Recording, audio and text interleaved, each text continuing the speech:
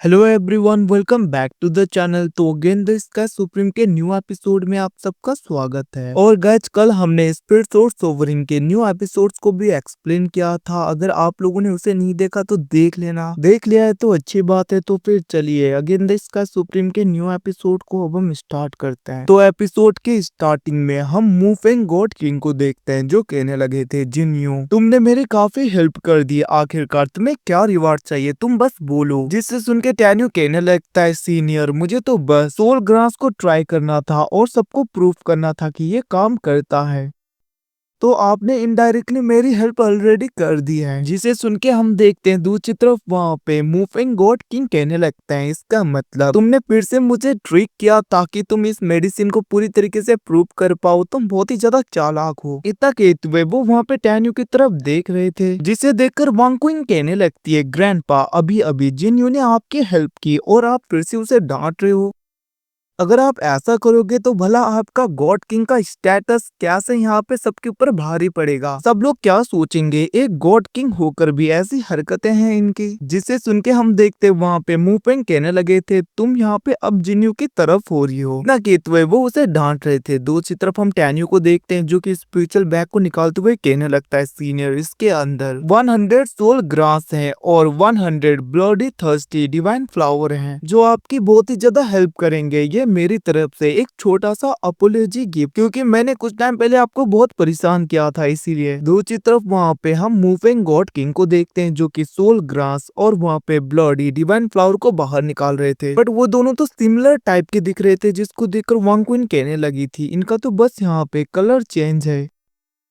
But ये दोनों तो सोली ग्रास है ना, आखिरकार इसमें क्या डिफरेंस है। जिसके रिप्लाई में हम देखते वहाँ पे होसिंग आगे बढ़ते हुए कहने लगा था, अगर आप इसे ध्यान से देखोगे इसके नीचे की तरफ तो थोड़ा बहुत डिफरेंस आपको देखने को मिलेगा। उसकी ऐसी बातें सुन के वहाँ पे वांग क्विन के ग्रैंडपा कहने लगे थे, तुमने ठीक कहा, मैं भी नोटिस कर पा रहा हूँ इनका एज थोड़ा सा फर्क है। वहीं पे होसिंग कहने लगता है, सोल ग्रास जो कि सोल डैमेज को ठीक करता है, और दूसरी तरफ ब्लडी थर्स्टी डिवाइन फ्लावर जो कि फाइट के टाइम में किसी के भी एनर्जी को 10% से बूस्ट कर सकता है टेम्पररी। जिसे सुन के वहाँ पे जितने भी शॉपकीपर्स थे वो तो बहुत ही ज्यादा शॉक हो जाते हैं। दूसरी तरफ वांग क्विन के ग्रैंडपा कहने लगते हैं, तुम कहना चाहते हो कि इन्हें मैं रख लूं, तुम इन्हें मुझे सेल भी तो कर सकते हो। वो तो अब मैं समझा। कुछ सोचते हुए वहाँ पे गॉड किंग कहने लगते हैं, वो तो ये सब कुछ भी तुम्हारा ट्रिक है। और हम देखते हैं वो आगे बढ़ते हुए कहने लगे थे, मैं यहाँ पे मूविंग गॉड किंग ये इंश्योर करता हूँ कि तुम लोग इससे मेडिसिन खरीद सकते हो। जिन्यू के सारे मेडिसिन अच्छे हैं और सभी काम करते हैं। वहीं पे दूसरी तरफ वांग क्विन कहने लगी थी, जिन्यू वैसे भी ये सारे हब तो एंशियंट डिवाइन रिलम में बहुत ही ज्यादा मिलते हैं। इवन की होंगमिंग रिलम के अलग अलग एरिया में ये हब मिलते हैं, तो आखिरकार लोग तुमसे क्यों खरीदेंगे। जिसके रिप्लाई में हम देखते टैन्यू कहने लगा था, जितने भी सारे ये हब्स थे मैंने उन सबको ले लिया जो कि मैच्योर हो चुके थे, और दूसरे हैं बट वो अभी तक मैच्योर नहीं है। उन सबको मैच्योर होने में 100 साल से भी ज्यादा लगेंगे। अब ये सुन के वहाँ पे जितने भी शॉपकीपर थे वो तो शौक हो गए थे। वांग क्विन कहने लगती है, सच में तुम बहुत ही ज्यादा चालाक हो, ये सब कुछ तुमने पहले ही कर लिया। वहीं पे हम देखते हैं उसके ग्रैंडपा कहने लगता है, जिन्यू तुम ऑलरेडी सेलेस्टियल गॉड रिलम में पहुंच चुके हो, तो फिर क्यों ना तुम मेरे अंडर में काम करो। जिसके रिप्लाई में हम देखते वहाँ पे टैन्यू कहने लगा था, सीनियर माफ कर देना, क्योंकि मैं अपने किसी दोस्त को प्रॉमिस कर चुका हूँ कि मैं उसके साथ में मिलके काम करूंगा। अब सुन के हम देखते वहाँ पे वांग क्विन तो कहने लगती है, अरे तुम किसके साथ में चले गए, तुम्हें तो हमारे साथ में आना था।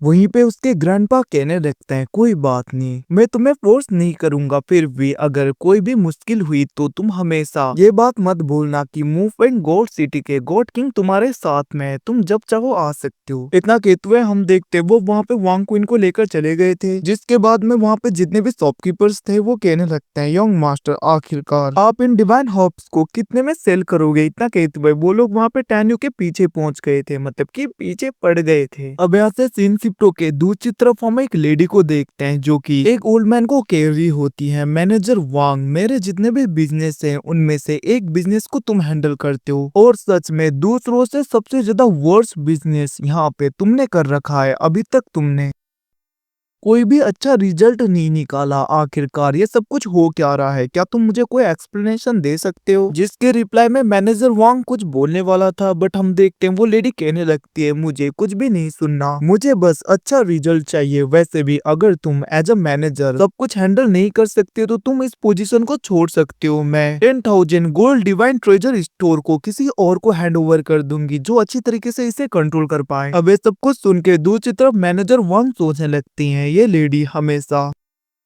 अपने सबऑर्डिनेट की इतनी ज्यादा बेइज्जती करती है। मैं इतना ज्यादा हार्ड वर्क करता हूँ फिर भी ऐसा मुझे सुनना पड़ता है। ये सब कुछ सोचते हुए हम देखते हैं मैनेजर वांग कहने लगते हैं, योंग मिस आप चिंता मत करिए, मैं 10,000 गोल्ड डिवाइन स्टोर को पूरी तरीके से ठीक करने के लिए और इसको आसमान में पहुंचाने के लिए अपनी पूरी कोशिश करूंगा और दूसरे बिजनेस से भी अच्छा करके दिखाऊंगा। ये सब कुछ वो बोल ही रहा था, तभी हम देखते हैं एक बंदा दौड़ते हुए आने लगता है और वो कहने लगता है, मास्टर वांग मास्टर वांग। अब उसकी बातों को सुन के वहाँ पे मैनेजर वांग उसे पीटते हुए कहने लगता है, बेवकूफ तुमने देखा नहीं मैं यहाँ पे यंग मास्टर के साथ में बातें कर रहा हूँ तो तुम अंदर क्यों आ गए? तभी वो बंदा कहने लगता है, मास्टर ये अर्जेंट है, बाहर एक यंग पर्सन आया है जो कि 3 तरीके के divine flowers divine herb sell कर रहा है जो कि बहुत ही ज्यादा इफेक्टिव है। इवन की मूविंग गॉड किंग ने खुद ही इसको ट्राई किया था और अगर हम जल्दी से जाकर उन्हें बाय नहीं करेंगे तो दूसरे लोग उन सबको बाय करके ले जाएंगे। ये सुन के वहाँ पे मैनेजर वांग कहने लगता है, मास्टर आप बस यहीं पे रुकिए, एक बार मैं जाकर चेक करता हूँ। इतना कहते हुए वो ओल्ड मैन वहाँ से चला गया था। अब यहाँ से सीन शिफ्ट होके दूसरी तरफ हम टैन्यू और उन सब लोगों को देखते हैं जहाँ पे कुछ टाइम पहले जो बंदा मजाक उड़ा रहा था जो शॉपकीपर, वो कहने लगता है, अगर मैं जाकर डिवाइन सीड और दूसरी चीज लेकर आऊंगा आपसे ये सब कुछ बाय करने के लिए तो तब तक सब कुछ सोल्ड हो जाएगा, मतलब कि सेल हो जाएगा, कुछ भी बचेगा नहीं। जिसको सुन के वहाँ पे वांग सिंह कहने लगता है, तुमने बहुत ही ज्यादा डिवाइन हर्ब्स को बाय कर लिया है तो इतना ज्यादा ग्रीडी होना भी अच्छा नहीं। जिसके रिप्लाई में वो बंदा कहने लगता है, यंग मास्टर ऐसे हाई ग्रेड के हर्ब्स तो जितने ज्यादा हो उतने अच्छे हैं।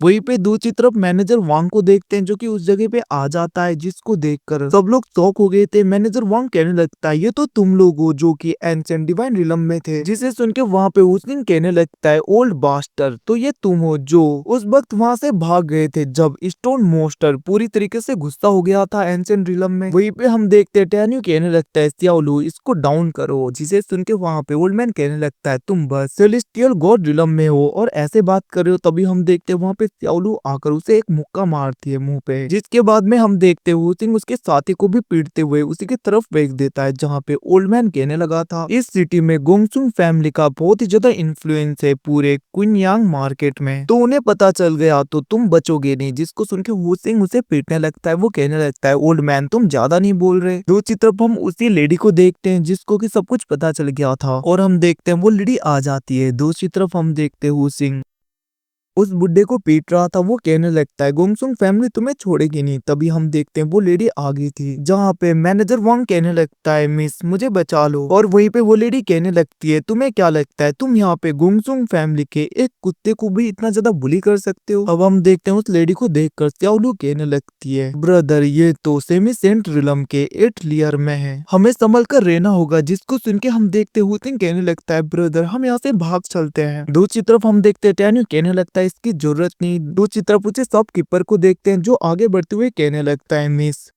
मूविंग गॉड किंग ने कहा है कि जो भी यहाँ पे ब्रदर जिन्नियों को परेशान करेगा वो उनके एंटायर क्लैन को डिस्ट्रॉय कर देंगे। तो आप यहाँ पे समझ सकती हो। बट हम देखते हैं वो लेडी कहने लगी थी, मैं तो बस अपने सबऑर्डिनेट को प्रोटेक्ट कर रही हूँ, मुझे पूरा भरोसा है कि गॉड किंग समझ जाएंगे। जिसे सुन के हम देखते हैं टैन्यू कहने लगता है, क्या सच में? इतना कहते हुए वो वहाँ पे मैनेजर वांग को बहुत ही ज्यादा तड़पा रहा था, जिसे देखकर वो लेडी अटैक करने के लिए बढ़ती है। बट हम देखते हैं टैन्यू कहने लगा था, सियाओलू जल्दी। और हम देखते सियाओलू ब्लडी थर्स्टी डिवाइन फ्लावर को कंज्यूम कर लेती है, जिसकी वजह से उसकी स्ट्रेंथ बढ़ गई थी, जिसने वहां पे उसके अटैक को रोक दिया था। जिसके बाद में टैन्यू मैनेजर वांग को पूरी तरीके से डिस्ट्रॉय कर देता है और हम देखते हैं वहां पे सियाओलू उस लेडी को अपने प्रेशर से पीछे की तरफ कर देती है, क्योंकि यहाँ पे ब्लडी थर्स्टी डिवाइन फ्लावर को कंज्यूम करने के बाद में उसकी एनर्जी काफी हद तक बूस्ट हो गई थी कुछ टाइम के लिए। और हम देखते सियाओलू सबको लेकर वहां से चली गई थी, जिसको देखकर वो बंदा कहने लगता है, मास्टर क्या हम इन्हें भागने देंगे? जिसका रिप्लाई में वो लेडी कहने लगी थी, वो लेडी कुनपेंग यूगेन क्लैन से बिलोंग करती हैं, तो हम उतने ज्यादा स्पीड में उसको पकड़ नहीं सकते। आज जो कुछ भी हुआ उसका पे बैक इन लोगों को तो करना ही होगा। वहीं पर टैन्यू वो लोग आगे की तरफ बढ़ रहे थे, जहाँ पे जियान कहने लगती है, ब्रदर इन लॉ अब हम कहाँ पे जाएंगे, जिसके रिप्लाई में टैन्यू कहने लगा था, अब हम वापस जा रहे हैं सीक्रेट रिलम में, यूसु के पास में, क्योंकि बहुत ही टाइम हो गया। और गाइस इसके साथ में एपिसोड खत्म। Thanks for watching boys, Eugene मिलते हैं अगले एपिसोड में, तब तक के लिए टेक केयर।